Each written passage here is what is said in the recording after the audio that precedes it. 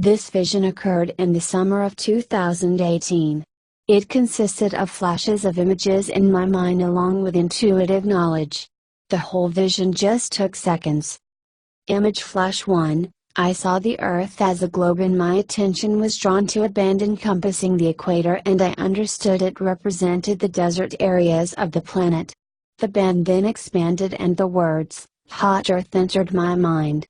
I understood that a period of global climatic heat is coming and it will result in the desertification of arable lands. Image flash 2. People of the world were saying, new normal.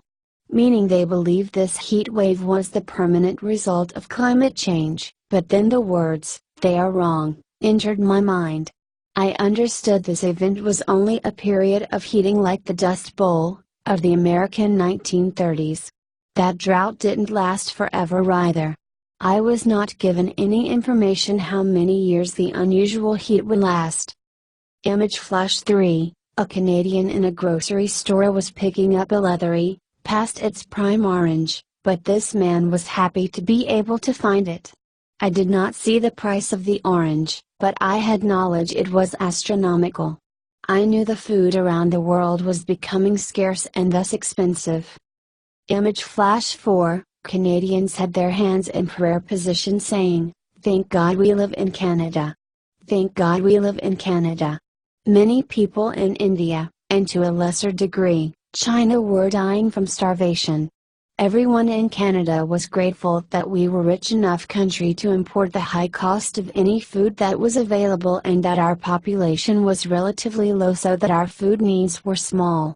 I was not told numbers, but the heaviness in my heart told me the global death toll was very high. Image flash 5. An image of a young male panhandler standing in traffic with a sign, anything helps, appeared in my mind and I heard the words, it's going to be hard on them. I then understood the reason. The famine will be so severe, that even in rich countries, the food banks and charities will no longer function for lack of donation.